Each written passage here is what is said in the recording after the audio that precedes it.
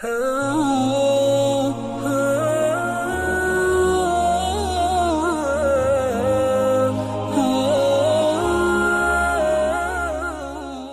کے نیچے سبسکرائب کے بٹن پہ کلک کریں، بیل کے آئیکن پہ کلک کیجئے تاکہ ہر نئی ویڈیو کی نوٹیفیکیشن آپ کو ملے۔ نحمده ونصلي ونسلم على رسوله الكريم اما بعد قال الله تبارك وتعالى فاذكروا نعمت اللہ علیکم صدق اللہ العظیم۔ حضرت اسماء بنت ابی بکر رضی اللہ تعالی عنہما یہ حضور پاک صلی اللہ علیہ وسلم کی سالی ہیں، حضرت عائشہ رضی اللہ عنہا کی بڑی بہن ہیں، حضرت ابو بکر صدیق رضی اللہ تعالی عنہ کی بیٹی ہیں، اور حضرت زبیر ابن العوام رضی اللہ تعالی عنہ کی بیوی ہیں۔ ان کو 4 قسم سے فضیلتیں حاصل ہیں: نبی کی سالی ہونا، صحابی کی بیٹی ہونا، صحابی کی بیوی ہونا، اور صحابی کی ماں ہونا۔ سیدہ اسماء بنت ابی بکر رضی اللہ عنہا حضور علیہ السلام کی ہجرت کے وقت 27 سال کی عمر میں تھیں۔ ان کا ایک لقب ہے ذات النطاقین۔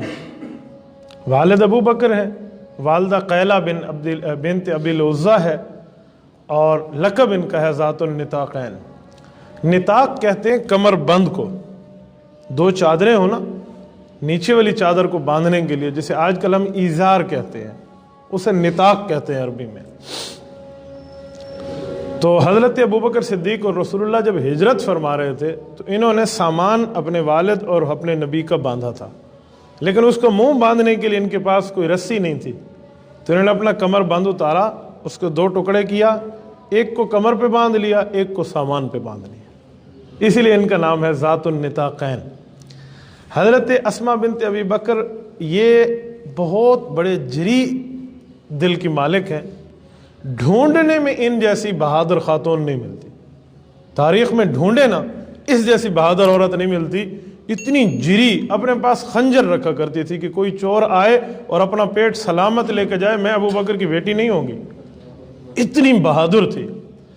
حضرت اسماء بنت ابی بکر کا میں آپ کے سامنے ایک چھوٹا سا ذکر کرتا ہوں بہادری کا۔ حضرت اسماء بنت ابی بکر رضی اللہ عنہا ایان اموی کے دور کے اندر باقاعدہ خواتین کو اپنے گھروں سے بلا کے اپنے پاس بٹھاتی تھی، جس زمانے میں بدامنی تھی کہ کوئی چور نہ آ جائے، اس حد تک جری عورت۔ ان کی شادی ہوئی حضرت زبیر سے، خاوند اور بیوی دونوں قدیم الاسلام صحابی ہیں، 18ویں نمبر پہ ایمان لانے والی ہیں، اور یہ وہ عورت ہے کہ جنہوں نے اپنے خاوند کے ساتھ اتنی خدمت کی ہے کہ اس کی مثال نہیں ملتی۔ حضرت عبداللہ بن زبیر رضی اللہ عنہ کے والد حضرت زبیر، ان کے 2 گھوڑے تھے، بلکہ 2 جانور تھے، ایک گھوڑا اور ایک اونٹ، یہ دونوں کے لیے چارہ کاٹ کے لاتی، ان کو کھلاتی، سر پہ اٹھا کے آتی۔ ایک بار چارہ اٹھا کے آ رہی تھی تو حضور پاک علیہ السلام سواری پہ آ رہے تھے، حضور نے اپنی سواری بچھا دی کہ اسماء اس پر بیٹھ جائیں، تو حضرت اسماء کہتی مجھے شرم تھی آگے، میں نے کہا یا رسول اللہ آپ کو جزائے خیر عطا فرمائے، میں پیدل آئی۔ خاوند کو آ کر بتایا تو خاوند نے بطور مذاق کہا حضرت زبیر نے کہ سر پہ چارہ اٹھاتے تجھے شرم نہیں آتی تھی؟ حضور علیہ السلام کی سواری پہ بیٹھ جاتی، کتنی عزت کی بات تھی۔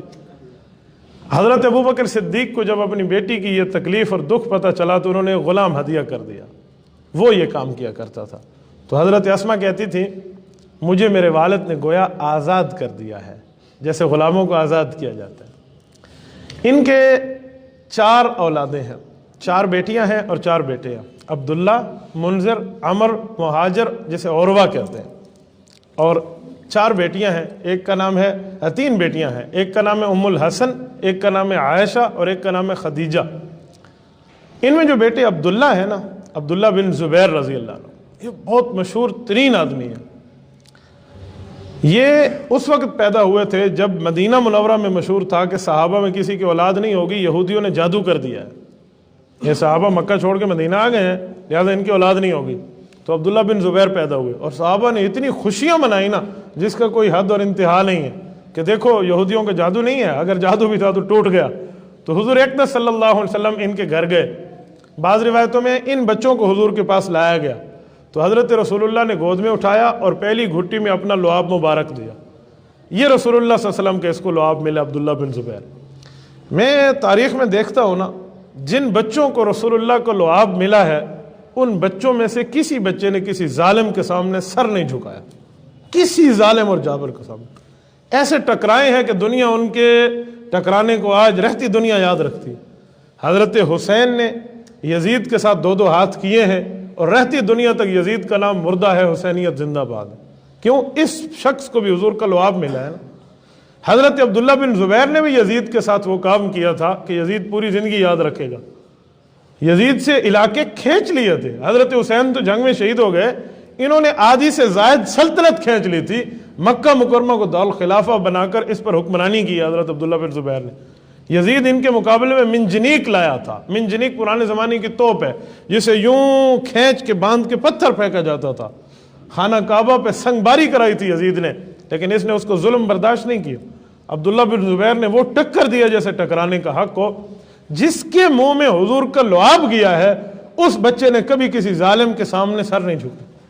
اچھا، اس سے ایک اور نظریہ بھی سامنے آتا ہے۔ یہ دونوں یزید کے ساتھ ٹکرا رہے ہیں، حضرت حسین اور عبداللہ بن زبیر، ہم عمر لوگ ہیں، بلکہ حضرت عبداللہ بن زبیر حضرت حسین رضی اللہ تعالیٰ سے 2-3 سال کا فرق ہے، لیکن یہ تینوں، عبداللہ بن زبیر ہوں، حضرت حسین ہوں، حضرت حسن ہوں، حضرت معاویہ کے ہاتھ پہ بیعت کرتے ہیں، ان کے ساتھ لڑتے نہیں ہیں۔ یہ تینوں حضور کے لعاب کھانے والے ہیں۔ اس سے سمجھ آیا کہ انہیں خلیفہ برحق مانتے تھے، یزید کو غلط مانتے تھے۔ اچھا، ایک بات حضرت عبداللہ بن زبیر کی مزید بھی عرض کروں۔ حضرت اسماء رضی اللہ عنہ، ان کی والدہ نے حضرت عبداللہ بن زبیر کے دکھ بہت دیکھے ہیں۔ وہ دکھ تاریخ کی اوراق میں ثبت ہے۔ ان کی عمر اس وقت 100 سال کے لگ بھگ تھی جب بیٹے کی حکومت ملی تھی اور بیٹے نے حکمرانی کی۔ یزید شکست کھا کے بھاگ گیا، اس کے بعد حکمران بدلتے رہے تو عبد الملک بن مروان بن امیہ کے ایک جابر اور ظالم بادشاہ ہے، یہ تخت نشین ہوا تو اس نے مکہ مکرمہ کے اوپر ایک گورنر بنا کے بھیجا جسے حجاج بن یوسف جیسے ظالم نام سے دنیا جانتی ہے۔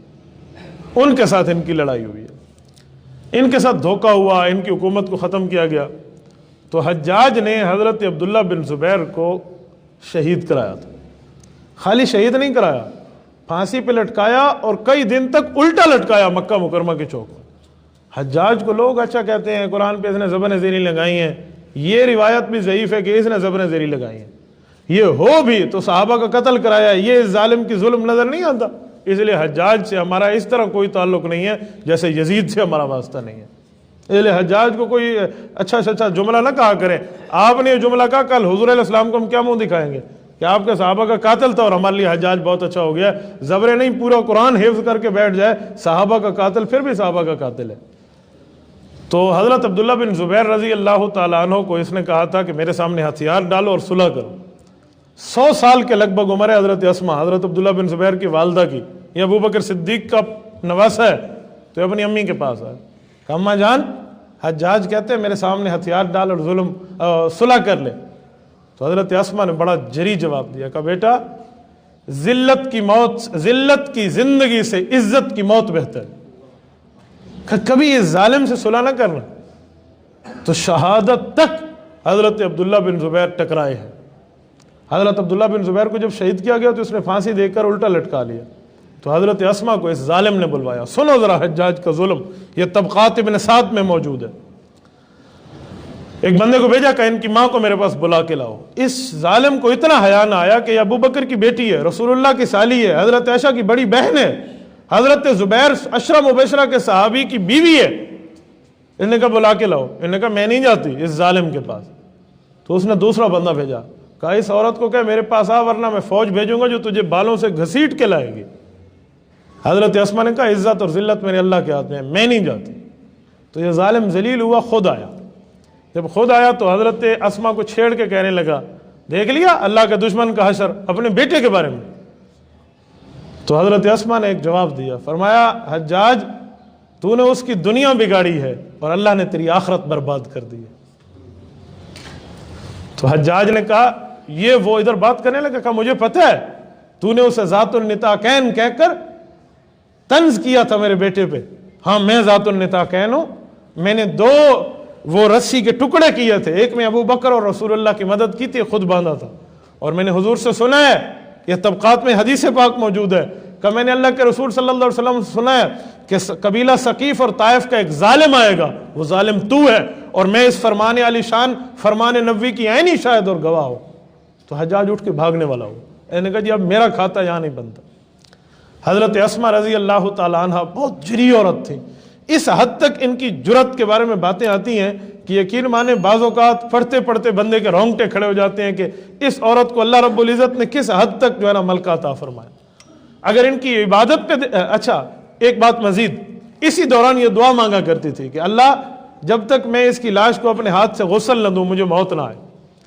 تو 1-2 ہفتے گزرنے کے بعد اس عبد الملک بن مروان کا خط آیا حجاج کے پاس کہ اس کی لاش اتار دو، تو اس ظالم نے لاش اتروا کے ایک قبرستان میں یوں پھینک دی، دفن بھی نہیں کرائی۔ حضرت عبداللہ بن زبیر جس کی پیدائش پہ صحابہ اور رسول اللہ خوش ہوئے تھے اور یہودیوں کو جواب دیا تھا کہ ہمارا جو ہے نا فیملی میں بچہ پیدا ہو گیا، تو حضرت اسما نے وہ لاش اٹھوائی، اس کو خود غسل دیا بیٹے کی لاش کو۔ صحابہ کہتے ہیں حال یہ تھا کہ ایک ایک عضو جسم سے جدا تھا، لیکن اس عورت نے صبر کیا، اس قیامت پر بھی صبر کیا، کہتی تھی اس کے پارا پارا ٹکڑوں پہ بھی اللہ کی رحمت ہے۔ اور پھر جنازہ پڑھوا کے دفن کروایا۔ میں جب مکہ مکرمہ میں تھا اپنے عمرے میں نے کتابوں میں پڑھا تھا کہ حضرت عبداللہ بن زبیر کو جنت المعلیٰ میں دفن اسی لیے نہیں کیا تھا صحابہ نے کہ کہیں حجاج ان کی قبر نہ اکھڑوا دے۔ تو ان کی قبر کہاں ہے؟ میں وہاں شیوخ سے ملا ہوں، اللہ نے مجھے عبداللہ بن زبیر رضی اللہ عنہ قبر کی زیارت کی توفیق عطا فرمائی۔ ہم گئے مزدلفہ، مینا سے آگے آئے، عرفات سے پیچھے آئے مزدلفہ۔ یہ شاہ فہد کا ایک بہت قریبی دوست تھا، اس کی وفات ہوئی تو اس نے شاہ فہد سے کہہ رکھا تھا کہ مجھے قبر آپ نے عبداللہ بن زبیر کے ساتھ دینی ہے۔ یہ مزدلفہ میں ان کی چھپی ہوئی قبر تھی، یہ ان حکمرانوں کو پتہ تھا باقی کسی کو نہیں۔ تو اس شیخ کی قبر وہاں بنی تو یہ بات کھلی اور لوگوں کو پتہ چلا کہ یہاں قبر رکھی ہے، تاکہ اس ظالم کو پتہ نہ چلے مکہ سے باہر ان کی قبر بنائی ہے، کہیں یہ نہ ہو کہ اس کی قبر کے ساتھ وہ بے حرمتی کرے۔ تو ہم مغرب کے لگ بھگ ٹائم تھا، ہم عبداللہ بن زبیر قبر پہ گئے ہیں، یقین مانے رونگٹے کھڑے ہو جاتے ہیں شخص کی جرت دیکھ کے، اللہ ان پہ کروڑوں رحمت نازل فرمائے۔ حضرت اسما رضی اللہ عنہا نے 100 سال عمر پائی ہے، 100 سال تک اللہ نے وہ جوانی دی تھی کہ ایک دانت بھی نہیں گرا، ایک دانت بھی نہیں گرا۔ لحیم جسیم قسم کی عورت تھی، باروب انداز میں گفتگو فرمایا کرتی تھی۔ آخری زمانے میں کچھ آنکھوں کی بینائی کمزور ہو گئی تھی، لیکن دانت اور ذہانت اور سمجھ اور سوچ آخر وقت تک سلامت رہی۔ ان کی عبادت کے بارے میں ایک بات آتی ہے کہ اتنی زیادہ بتبع عبادت گزار تھی کہ اس کی مثال نہیں ملتی۔ حضور پاک صلی اللہ علیہ وسلم کے دور میں سورج گرہن ہوا تو حضور نے نماز کسوف ادا کرنے کے لیے صحابہ کو بلایا، صحابہ کرام آئے تو ان کی خواتین بھی آئیں نماز پڑھنے، تو یہ اس نماز میں حضور کے پیچھے شامل تھی۔ اللہ کے رسول صلی اللہ علیہ وسلم نے لمبی سے لمبی نماز زندگی میں پڑھائی ہے نا، وہ یہ نماز کسوف ہے، کئی گھنٹے لمبی ہے اور شدید گرمی کا عالم ہو اور مکہ کی رہ تو آپ اندازہ لگائیں۔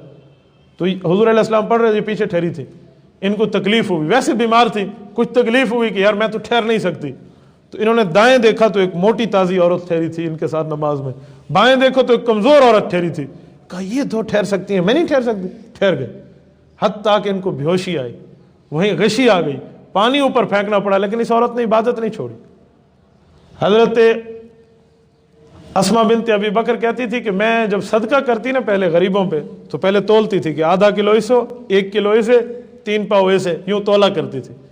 حضور اقدس صلی اللہ علیہ وسلم کو پتہ چلا تو مجھے فرمایا اسما یوں نہ کیا اگر تو ناپ تول کے اللہ کے راستے میں دے گی تو اللہ بھی قیامت میں ناپ تول کے تجھے اجر دے گا، بغیر ناپے تولے دے اللہ بغیر ناپے تولے دے گا۔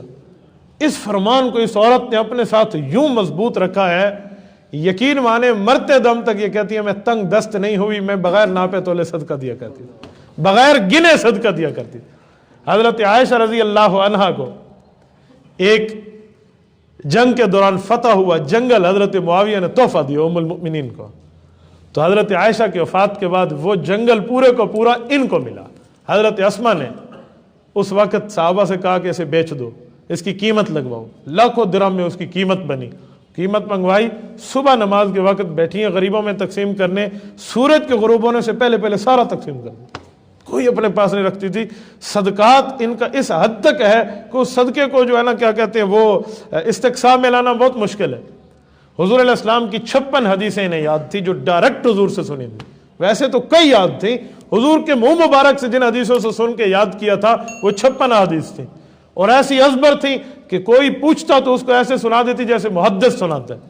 56 حدیثوں کی حافظ ہیں جو ڈائریکٹ رسول اللہ صلی اللہ علیہ وسلم سے سنی ہے. آج کا کوئی محدث 1,00,000 حدیث بھی یاد کر لینا، وہ ان 56 میں ایک کا مقابلہ بھی نہیں کر سکتا، کیونکہ یہ ڈائریکٹ سننے والی ہیں. اور ہم سند کے ساتھ پڑھتے ہیں، مجھے فلاں نے بتایا، فلاں نے بتایا، فلاں، پتہ نہیں کو راوی صحیح ضعیف درمیان میں آ جائے. ادھر راوی کوئی نہیں ہے، ڈائریکٹ رسول اللہ کے منہ سے سنا ہے. میں دوسرے لفظوں میں کہوں، صحابہ وہ ہیں جو اللہ کے شاگرد کے شاگرد ہیں. حضور اللہ کے شاگرد ہیں اور صحابہ حضور کے شاگرد ہیں. یہ ایک واسطے سے اللہ کی شاگرد ہیں. حضرت اسماء بنت ابی بکر رضی اللہ تعالی عنہ، اچھا ان کو کبھی سر میں درد پڑتا تو کبھی شکوہ نہیں کیا بیماری کا. یوں سر کے درد، سر کی جگہ کو پکڑ کے کہتی یہ میرا گناہ ہے، لیکن جو اللہ نے گناہ معاف کیے وہ اس سے کہیں زیادہ ہے. کبھی شکوہ اپنی زبان پہ نہیں لائی کہ کوئی شکوہ کا جملہ کہہ دیں، کوئی گلے کی بات کر دیں کہ دیکھو بیماری بس مجھے ہی ملی تھی اور کچھ نہیں ملا تھا. ایسے کچھ نہیں. حضور علیہ السلام کے ساتھ حج کیا اور بعد میں پھر کئی حج کیے. حج کے احکام حضور سے ایسے یاد کیے تھے، رہتی دنیا تک عورتیں ان سے پوچھا کرتی تھی. اور خواتین کو پھر رمی جمار، وہ جو پتھر مارے جاتے ہیں، رات کے وقت لے جاتی. کسی نے کہا اب رات کے وقت کیوں؟ کہ اللہ کے رسول نے ہمیں اجازت دی ہے. اور یہ اجازت ڈائریکٹ بتایا کرتی تھی کہ حضور اقدس صلی اللہ علیہ وسلم نے ہمیں یوں اجازتیں دی ہیں. اور حضرت اسماء رضی اللہ تعالی عنہ دم کیا کرتی تھی، پانی پر دم کرتی، بچوں کو پلا دیتی. کوئی بخار والا آتا تو اس پر حضور علیہ السلام کی طرف سے سیکھے ہوئے کلمات پڑھتی، حیات شفا پڑھتی اور اس پر پانی پھینک دیتی، یوں چھڑکتی، وہ بخار اس کا زائل ہو جاتا. بڑے بڑے لوگ مریضوں کو یہ لائن لگا کے ان کے دروازے پہ بیٹھتے تھے. اور حضرت عائشہ رضی اللہ عنہا کو کہا تھا کہ آپ میری چھوٹی بہن ہیں لیکن آپ کی فضیلت بہت بڑی ہے، آپ کے پاس رسول اللہ صلی اللہ علیہ وسلم کی کافی نشانیاں ہیں، مجھے کوئی ایک نشانی دے دو، میں برکت کے لیے اپنے پاس رکھوں گی. تو حضرت اماں جان نے سخاوت کی انتہا کی، حضور علیہ السلام کے ایک جبہ اٹھا کے انہیں دیا. یہ جبہ اپنے پاس رکھتی اور ایک بار زندگی میں اسے دھویا اسی لیے نہیں کہ کوئی نعوذ باللہ اسے میلا سمجھتی تھی، اس لیے دھویا تاکہ اس کے پانی کو یوں نچوڑ کے اپنے پاس محفوظ کر لوں. اور پانی نچوڑ کے رکھا کرتی تھی. گھر میں جب کوئی بیمار ہوتا یا کوئی بیمار آتا تو اس بیمار کو پلاتی، اسے ڈاکٹر کے پاس جانے کی ضرورت نہ پڑتی، یوں اپنے پاس رکھا کر. اور اس پانی کو اپنے چہرے پر مل لیتی تھی. سیدہ اسماء رضی اللہ عنہا وہ عطرات سے بھی زیادہ خوشبودار ہوا کرتا تھا. اللہ پاک اس خاتون پہ کروڑوں اربوں رحمت نازل فرمائے. اللہ پاک اس کے صبر کا اجر انہیں عطا فرمائے. یہ اسی مہینے جمادی الاولیٰ میں ان کی وفات ہے. میں نے اسی حوالے سے آپ کی خدمت میں اس عظیم عورت کا جو ہے نا چند نقشہ بطور جھلکی آپ کی خدمت میں رکھا ہے. دعا فرمائے اللہ ہماری خواتین کو بھی اس جیسے عبادت گزار بنائے. وآخر دعوانا ان الحمد للہ رب العالمین.